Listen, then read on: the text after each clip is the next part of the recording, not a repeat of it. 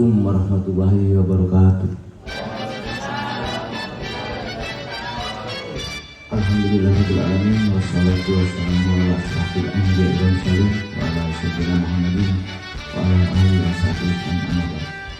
Yang kami hormati Bapak Ibu Wakasek dan Bapak Ibu guru, spesial untuk CGP calon guru putra Ibu Satriana Daryanti, yang berbahagia dan membanggakan seluruh siswa yang hadir pada hari ini Selasa 21 Maret tahun 2023 untuk menghadiri rapat pemetaan aset untuk asesmen akhir dari CGP Ibu Satriana Daryanti.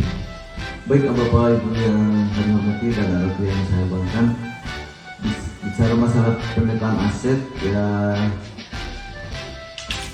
kalau dalam sekolah itu istilahnya itu sarpas ya, sarana dan prasarana. Barangkali begini, kita mulai dari awal. Hari ini kita bisa berkumpul di sini dan untuk melakukan pemetaan aset yang dimiliki oleh sekolah kita. Ucapan terima kasih saya kepada Bapak Kepala Sekolah, kemudian Pak Amar Hadi sebagai Wakakul dan Bapak Ibu guru serta siswa-siswa ya di sini di pengurus OSIS ini ya yang mewakili. Ya, terima kasih sudah bisa hadir di sini. Jadi untuk pemetaan aset panjang lebar tadi sudah dijelaskan oleh Bapak Kepala Sekolah tentang aset-aset yang kita miliki di sekolah kita. Ya, tadi yang sudah dijelaskan itu berupa aset fisik, yaitu berupa sarana yang ada di sekolah kita, Pak.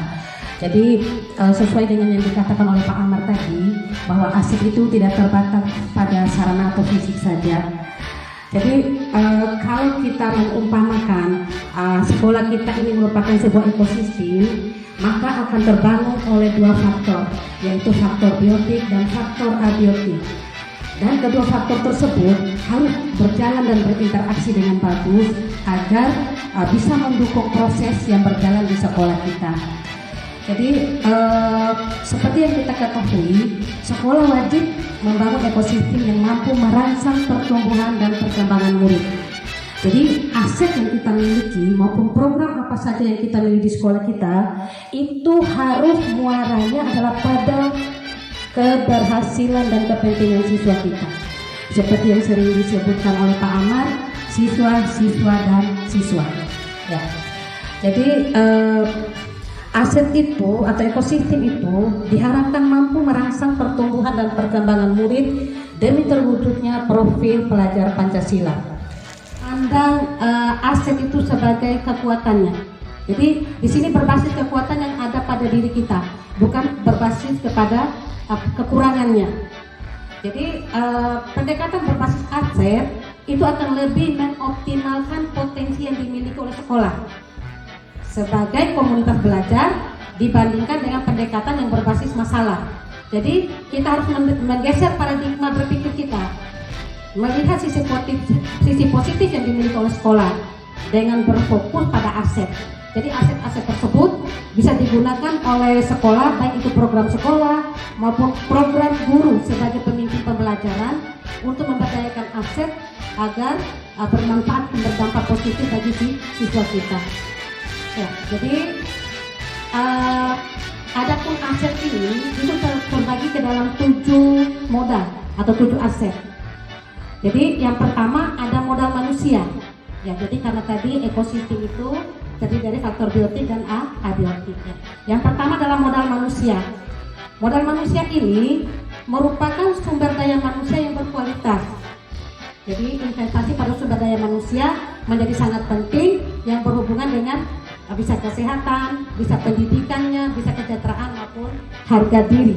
Jadi manusia juga merupakan modal atau aset yang dimiliki oleh sekolah kita. Kemudian ada modal kedua, ada modal sosial. Ini juga dapat dimaknai sebagai investasi yang berdampak pada bagaimana manusia atau kelompok atau organisasi dalam komunitas hidup berdampingan. Ya, terdapat beberapa macam bentuk modal sosial, yaitu fisik atau lembaga. Misalnya bisa berupa asosiasi atau institusi yang berada di sekitar sekolah kita atau daerah kita yang mendukung proses pembelajaran yang ada di sekolah kita. Kemudian yang ketiga ada modal politik. Ya, yang ini berkaitan dengan kekuasaan dan kebijakan.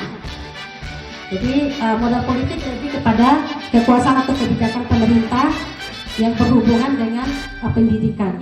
Yang tadi sudah panjang lebar disampaikan oleh Bapak Kepala Sekolah, itu bisa berupa bangunan, kemudian juga bisa berupa infrastruktur atau sarana dan prasarana ya, yang ada di sekolah kita. Ya, yang keenam ada modal lingkungan atau alam. Ini berupa potensi yang bisa berupa potensi yang belum diolah dan mempunyai nilai ekonomi yang tinggi dalam upaya pelestarian alam dan juga kenyamanan hidup. Modal lingkungan terdiri dari bumi, udara yang bersih, laut, ya dan sebagainya. Jadi udara yang bersih yang bisa kita hirup di sekolah kita itu merupakan modal lingkungan kita. Ya, kalau dibanding dengan sekolah-sekolah di Jakarta, barangkali kalau nggak pakai AC panas. Kita di sini hanya buka jendela saja bisa menghirup udara yang bersih. Ya, itu merupakan modal lingkungan yang mendukung juga.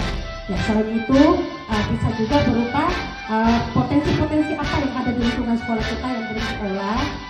Ya, itu juga bisa merupakan modal lingkungan.